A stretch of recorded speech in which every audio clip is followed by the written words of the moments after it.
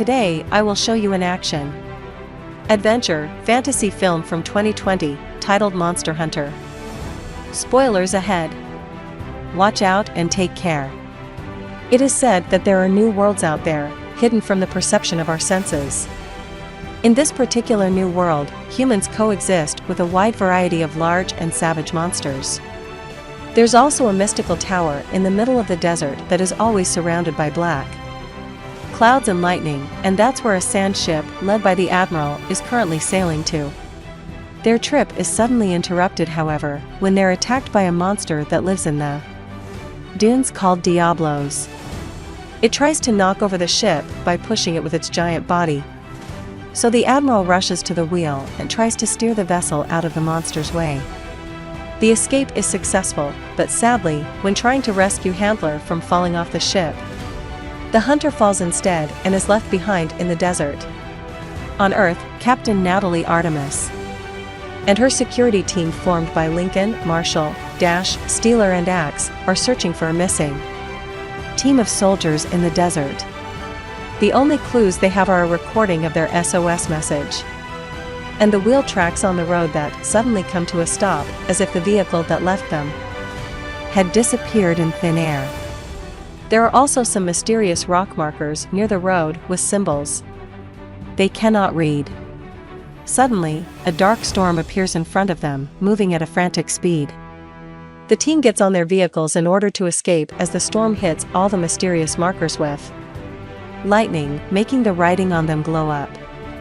No matter how fast the team drives, though, the storm is faster and soon reaches their cars, engulfing them inside a portal as the vehicles fall off the edge of a cannon. The cars are pushed by the wind, they roll and turn over and over, throwing the people inside off their seats. When they finally land and the soldiers come out, they notice the storm has backed off and is floating above a mountain area with various structures that aren't on their maps. This desert they find themselves in is full of sand dunes as well, which should be impossible because the nearest dunes should be 20 clicks away. All their electronics are fried, and not even their compass is working, so they decide to try to return back to base by navigating using the sun. Axe tells them to wait, however, when he finds something. It's the cars used by the lost team. There are bodies next to them, burned to such an extreme that couldn't be accomplished by a flamethrower. There are other things around, glass shards, which indicate something exceedingly hot having melted the sand, and empty bullets, which means the dead soldiers defended themselves from something. Yet whatever it was, it hasn't left marks on the sand. Getting worried about whatever it is that caused this, the team gets back on their cars and leaves the area, unaware that Hunter is watching them through his spyglass. But they stop again when they find one more mind-blowing thing, a giant animal skeleton, bigger even than a dinosaur. Taking advantage of their stop, Hunter shoots an arrow at them, and the soldiers respond by opening fire until Artemis grabs the arrow and asks them to stop. It only has chalk on it, a warning signal. At that moment, Diablo surges from the sand and begins chasing the squad as they try to escape on their cars. No matter what they shoot at it, it is impervious to all of it. And eventually, it comes close enough to hit one of the cars and knock it over a couple of times, killing Axe. Steeler manages to run away before the car gets crushed and jumps on the jeep with the others, but they don't manage to get too far before Diablos knocks over this car as well and impales Steeler with his tusk. Right before dying, he throws a couple of grenades at the monster, which don't hurt him but offer an opening for his team to hide among the rocky formations. As Hunter shoots a smoke arrow at Diablos to slow it down, the squad enters a cave with an entrance too small for the monster to follow them, so it gives up for now and leaves. Dash starts to panic about their situation, but Artemis, as a leader, gives out orders and tells them they'll be good soldiers and survive as such. Her words are interrupted, however, when she's suddenly taken by a spider-like monster called Nursilla, which stings her and injects her some paralyzing venom. before dropping her and running away when the soldiers start shooting at it. Marshall and Lincoln try to give Artemis CPR to no avail, and Dash begs them to get going, because more Nersillas are coming out now that night has fallen. Assuming Artemis is dead, Lincoln, Marshall, and Dash leave the cave as they continue to fire at the monster with the help of Hunter, who is shooting explosive arrows from atop a cliff and must run away when a Nersilla comes after him.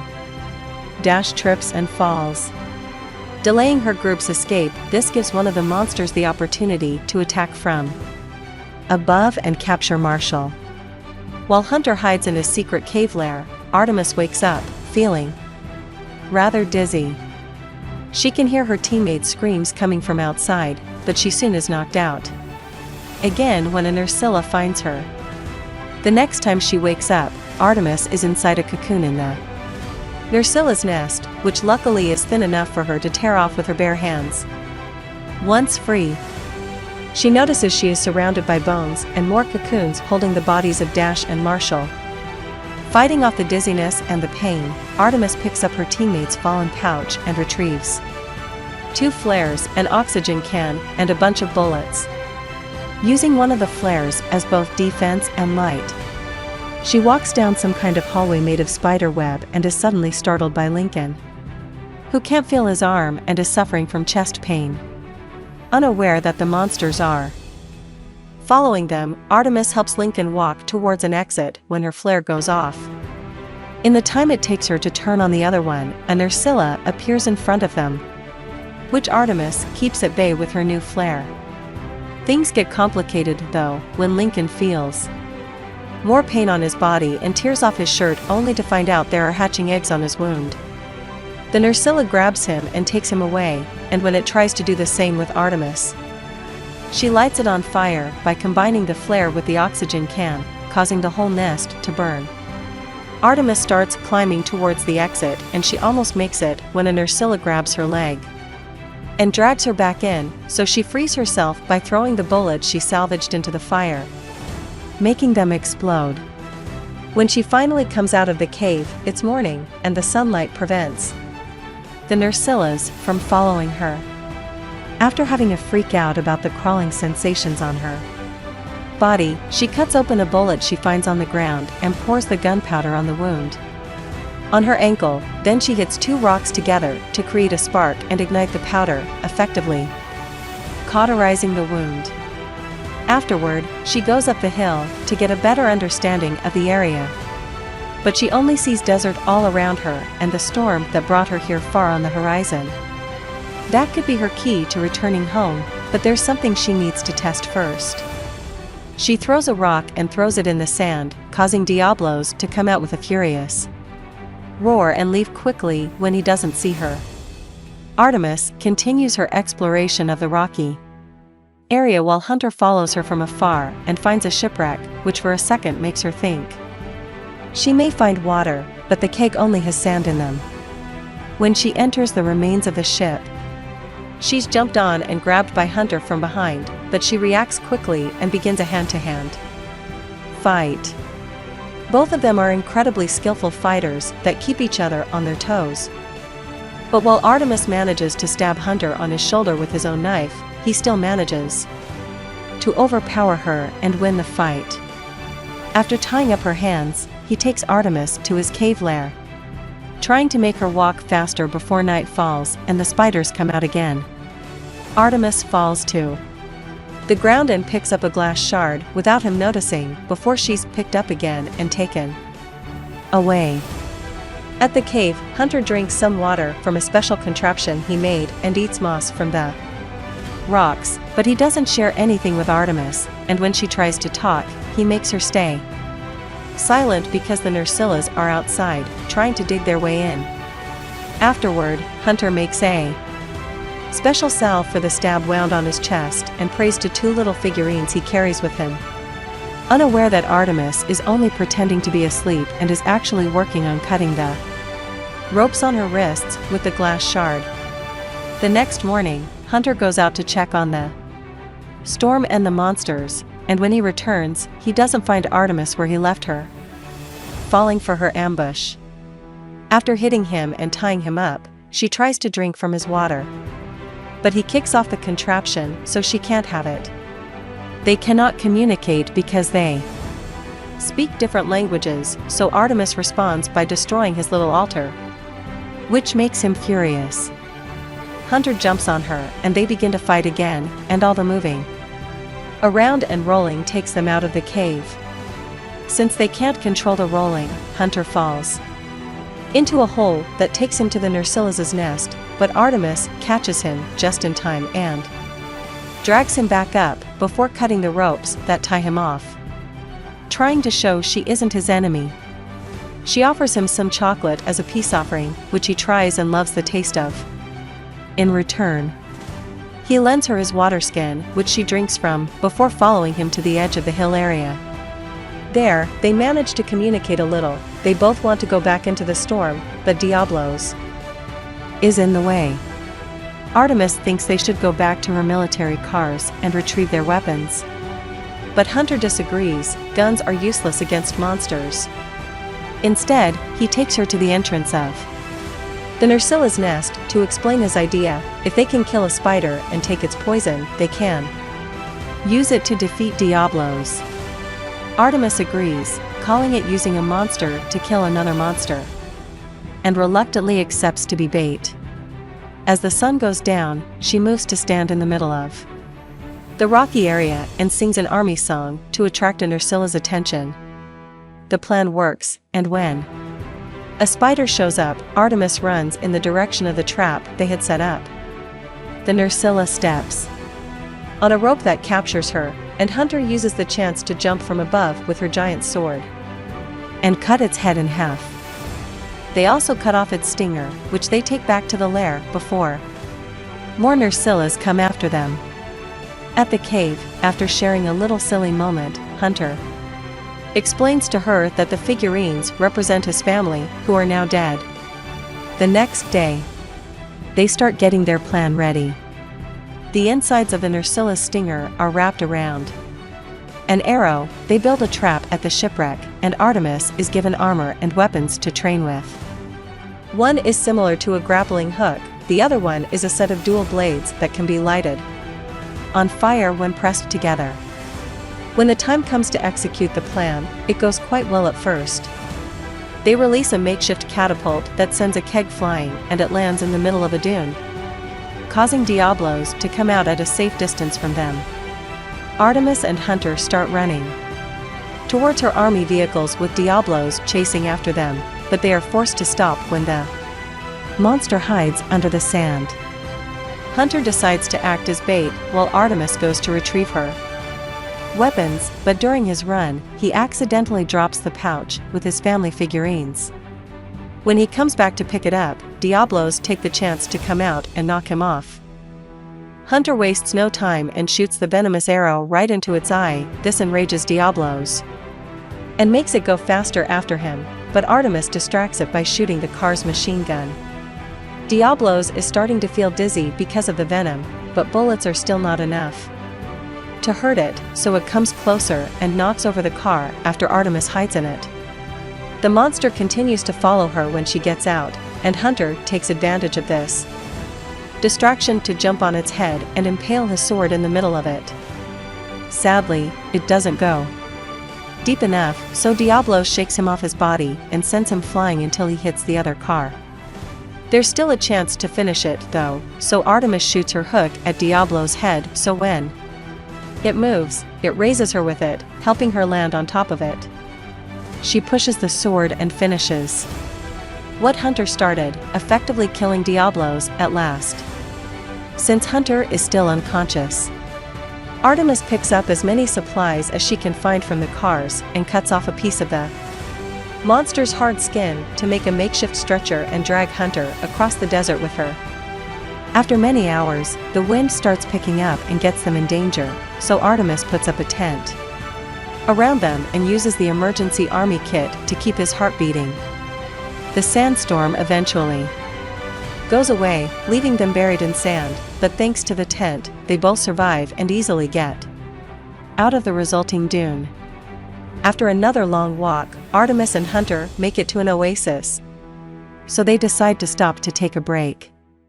The area is populated with tortoise-like creatures called Apsaros, which Hunter explains are herbivores, so they don't need to fear them. When Artemis comes closer to the water to drink, another monster called Cephalos comes out of it to attack her. But Hunter kills it with a swift swing of his sword, to later roast it over a fire. Night falls after the pair have had their dinner, and they are startled by a sudden fire burning the oasis. There's another monster attacking, one bigger than all the ones they've seen so far. Rat Halos, a fire-breathing wyvern. A group of scared Apsaros comes in a stampede, trying to escape from Rat Halos, and Hunter manages to sneak away, but Artemis falls to the ground in the middle of them. She thinks she's going to be crushed when suddenly, a figure appears in front of her. It's the Admiral, swinging a sword on fire to keep the Apsaros from coming closer. Artemis stands up and activates the fire on her dual blades to follow his example while Hunter makes it to the edge of a cliff. He also almost gets run over if it wasn't for Handler, who appears hanging from a rope to pick him up and take him away from the edge. When all the Apsaros are gone, Artemis thanks the Admiral for his help, and he surprises her by speaking English right before knocking her out with a punch. She wakes up moments later inside a cage in a ship while the Admiral's crew watches her. They're sent away by Hunter, who obviously feels guilty about her confinement, but there's nothing he can do about it. After he's gone too, Artemis notices there's a hatch on the floor of her cage, so she uses the bench to destroy the lock, open the door and sneak into the kitchen. When she tries to steal a knife, she's startled by the Admiral's cat-like companion and official chef, the Palico, who doesn't let her take anything. It is then that Hunter arrives with good news: Artemis is free now. He takes her to see the Admiral, who apologizes to her for the misunderstanding and removes her shackles before explaining why he did so in the first place. The Admiral is afraid of her world and what it could do to this one. Artemis isn't the first one that has crossed over, and it was from previous visitors that he picked up her language. The thing responsible for all this is the Sky Tower, which lies at the peak of the mountain surrounded by the storm. It's a remnant of an ancient civilization, pretty advanced and dangerous. These ancients knew how to travel between worlds, but they're extinct now because technology turned on them, and the Admiral suspects Earth may have something to do with it. They're on their way to investigate the tower, but Rat Halos is a dangerous obstacle. The Admiral proposes that if Artemis helps them defeat them, they'll help her get home in return, so of course Artemis accepts. The crew leaves for the mountain at dawn, and they make it to the tower after a long, arduous climb.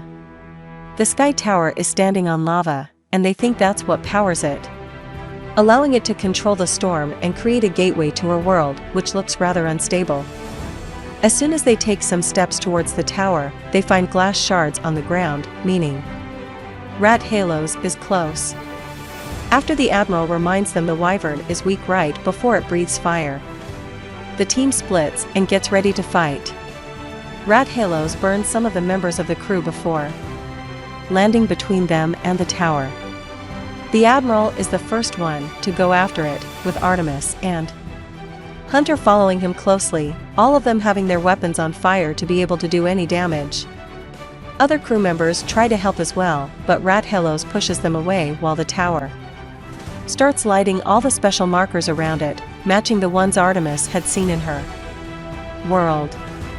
While they do manage to land a couple of hits, their damage isn't enough to take down the creature. Rat Halos chases Artemis with fire until she's forced to jump off the cliff, only to fall into a portal and land back in her world. An army rescue group appears to help her, claiming they've been looking for her unit for a while. After putting her on a stretcher and taking her to their plane, they take off, but they don't manage to go too far. The storm appears above them again, and Rat Halos comes flying into this world. The monster destroys the plane and makes It crashed before going after the other vehicles, not being bothered by the shower of bullets the soldiers are shooting at it and killing them all by breathing fire on them or even eating them. Artemis, who's managed to survive the crash, sees all this and comes up with a plan. After grabbing 2 flares from the wrecked plane, she runs towards Rat Halos and shoots her hook at its wing, stabbing it with his knife when she is dragged closer.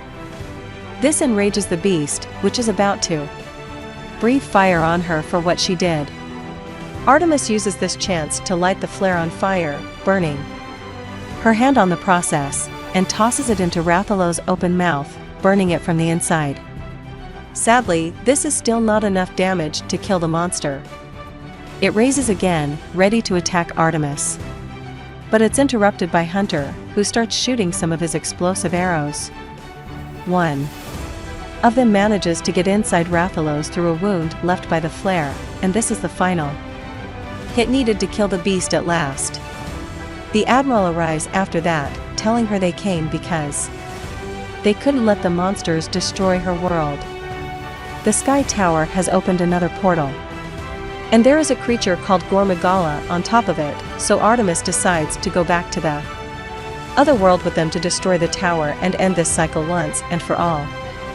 She, Hunter, and the Admiral go after the new monster, pushing it back into its world as the Chef Palico joins the fight. Unknown to them, a mysterious cloaked figure observes the battle from the top of the tower,